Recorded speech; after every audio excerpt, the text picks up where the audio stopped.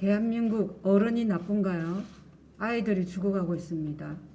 세계 1위 저출생 국가, 한 해 출생아 수 20만 명대인 나라, 지난 4분기 합계 출산율 0.84인 나라, 연간 아동학대수 3만 명 이상인 나라, 매일 부모에 의해 아이들이 죽어가는 나라, 그 나라가 어디인지 아십니까? 슬프게도 바로 대한민국 우리나라입니다.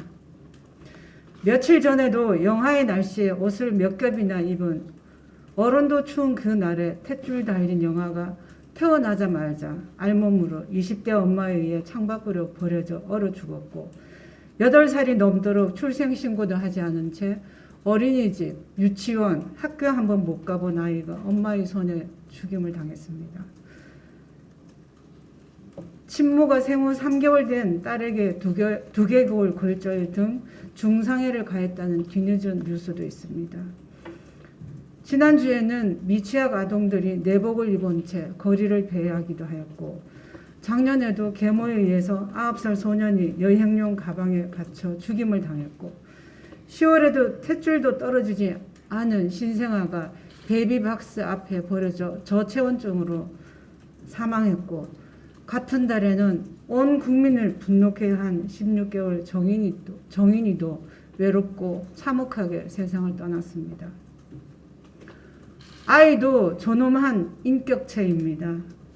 특히 피치 못할 사정에 의해 부모에 의해 버려진 아이들은 우리 사회가 부모가 되어 돌봐줘야 할 우리 모두의 아이입니다. 그런데 대한민국에 그 어린이들의 존엄성이 지켜지고 있습니까? 인간은 누구나 태어난 순간 인간으로서의 존엄과 가치를 가지고 행복을 추구할 권리가 있습니다. 아동에 대한 정책과 입법은 아동복리 최우선의 기본 원칙이 지켜져야 합니다. 결코 어른이 마음에 들지 않는다고 아이를 바꾸거나 물을 수 있는 대상이 아니란 말입니다.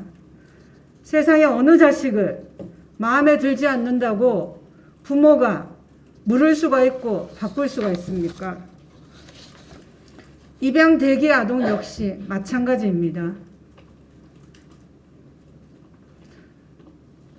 지난주 대통령께서 전 국민의 눈과 귀를 의심케 한 사건이 있었죠. 국내 입양 활성화라는 명분으로 입양 아이가 마음에 들지 않으면 다른 아이로 바꿀 수도 있고 취소할 수 있다는 발언이셨습니다. 저는 그것을 몇 번이나 되풀이해서 보고 언론에 보도된 걸 다시 읽어보고 해도 그 안에 다른 해석의 여지가 없었습니다. 그런데 대통령께서는 뒤늦게 사전위탁보호제라는 취지로 말씀을 하셨습니다. 어디에 그 내용이 있습니까? 사전위탁보호제 역시 마찬가지입니다. 입양을 보내는 아이들은 지금 대한민국은 입양은 가정법원 허가제입니다.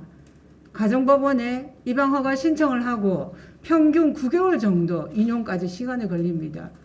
여러분들도 아이를 키워보신 분은 아시겠지만 아이는 36개월까지 애착관계 형성이 상당히 중요합니다.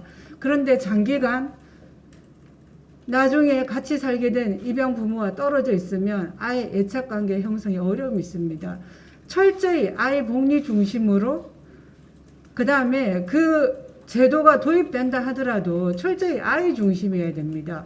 어른이 마음에 들지 않다고 바꾸거나 무르는 그런 제도로 악용된다면 그거는 막아야 하는 거죠. 그런데 대통령께서 뒤늦은 변명을 그렇게 하고 있어서 더 국민을 분노케 하고 저 역시도 너무나 슬픕니다.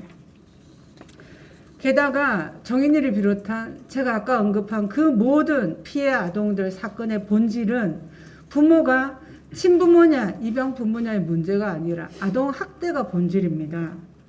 이의 예방과 사후 대책을 어떻게 세워서 학대 없는 세상을 만들 것인지에 초점을 맞춰야 됩니다.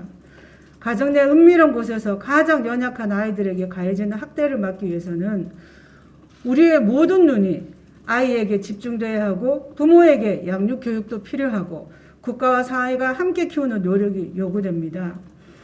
무엇보다 학대 신고 초기 대응 시 최고 전문가가 개입해야 됩니다. 근데 우리는 어떻습니까?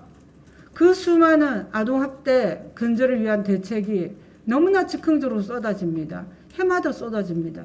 그런데도 줄어들지 않고 끔찍한 일들은 생깁니다. 이제 좀 적극적이지 말고 차분히 전문가들과 머리를 맞대서 고민해서 어떻게 하면은 아이를 살릴지 거기에 좀 힘을 좀 모았으면 좋겠습니다. 아동에게는 확실한 편을 만들어줘야 됩니다. 성폭력 신고처럼 원스톱 지원 체계를 시행하기를 바랍니다.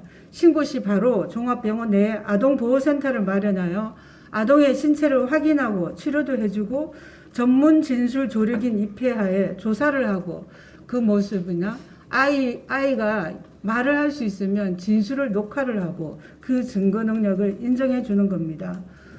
아동 학대 행위자는 즉각 분리해서 조사를 해야 하고요. 물론 사안의 경중에 따라서 사후 대책은 달라져야 합니다.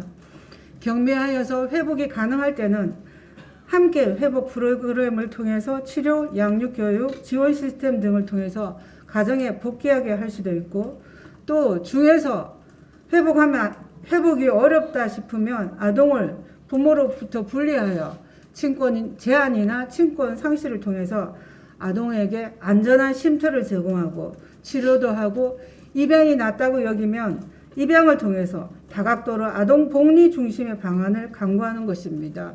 부디 이번에도 즉흥적으로 대응한다고 해서 현장 전문가가 전문성을 키울 그 기회 맞아 뺏지는 말아주시기 바랍니다.